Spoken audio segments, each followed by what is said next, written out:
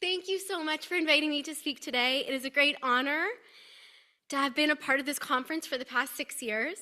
As a member of the organizing team and as a speaker, I hold this with a deep sense of responsibility.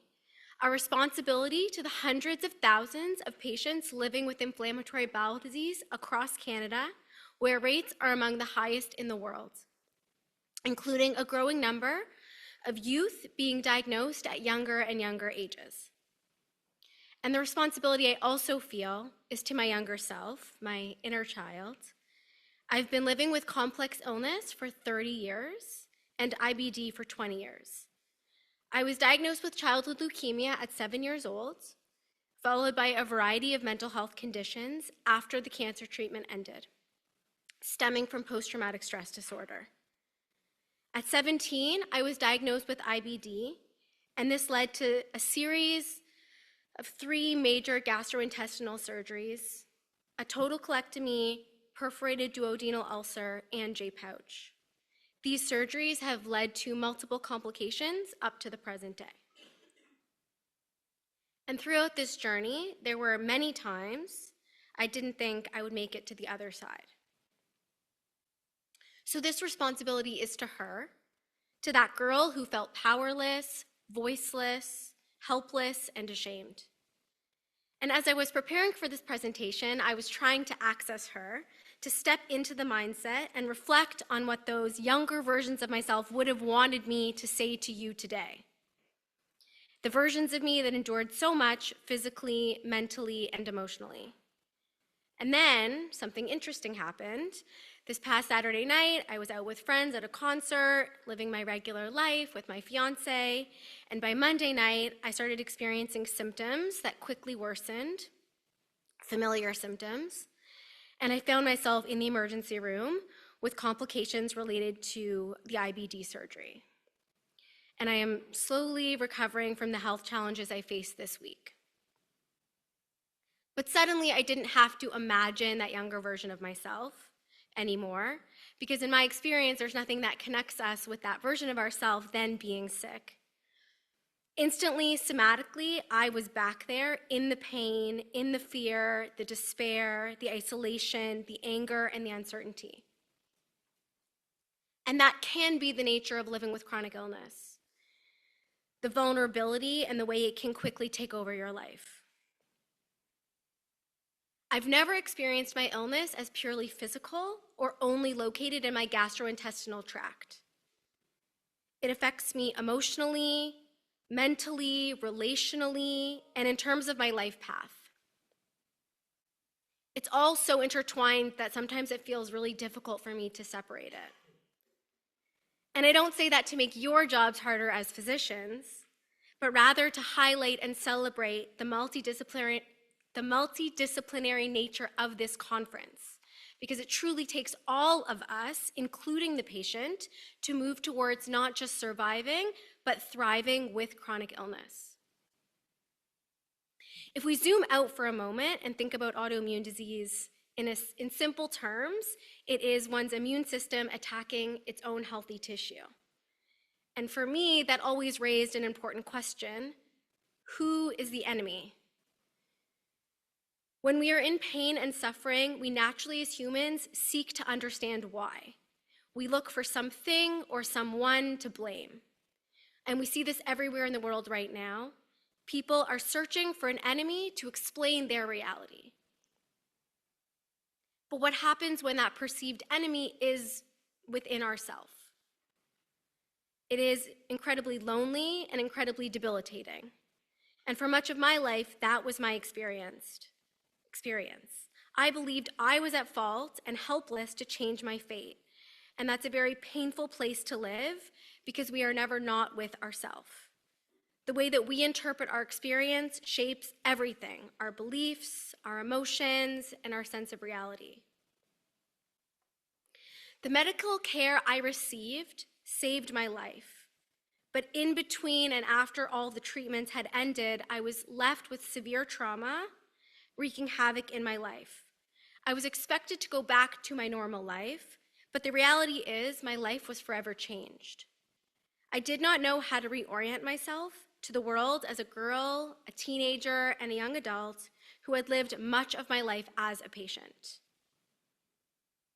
There were no resources I could find to assist me with this. We might see a doctor occasionally, but we live with ourselves 24 hours a day.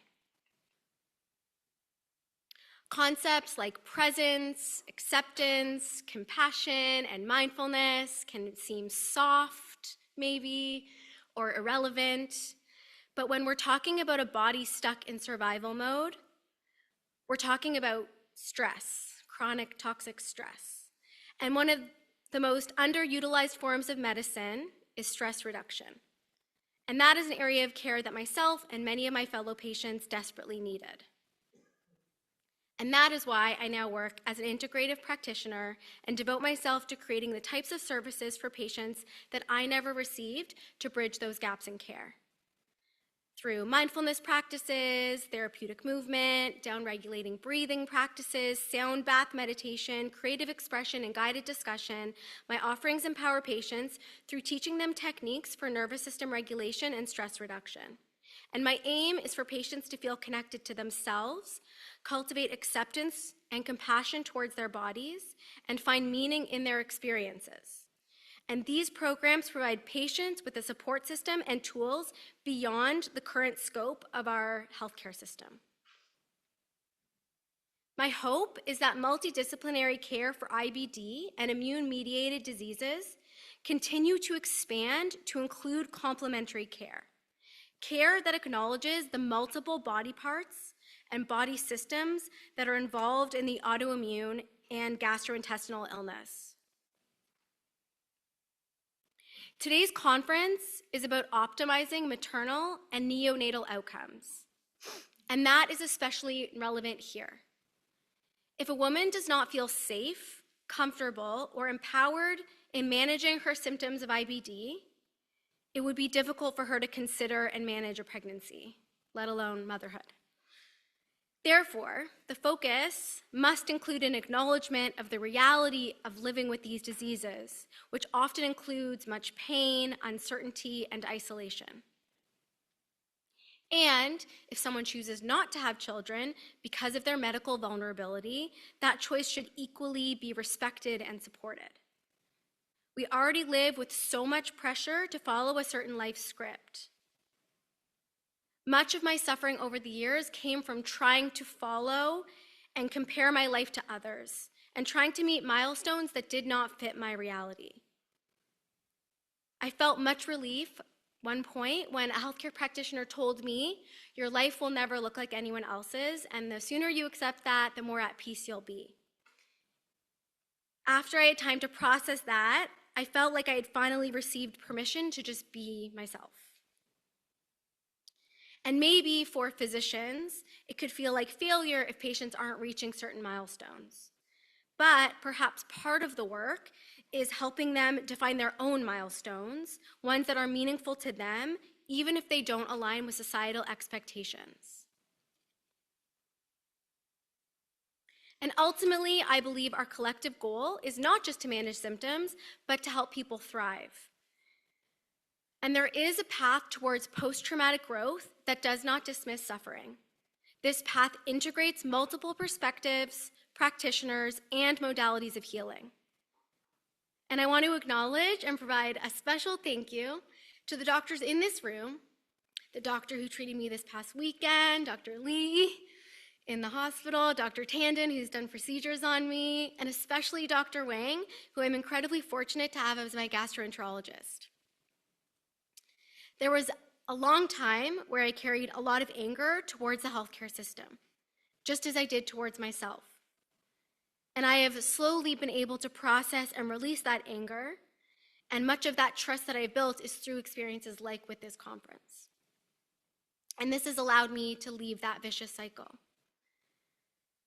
The reason I am still here is because I stopped the violent war against myself. I no longer spend my limited energy searching for an enemy. I no longer am on an endless pursuit of a cure that never comes. But in letting go of that, I have found deeper healing. And healing really is about feeling whole within oneself, no matter the circumstances.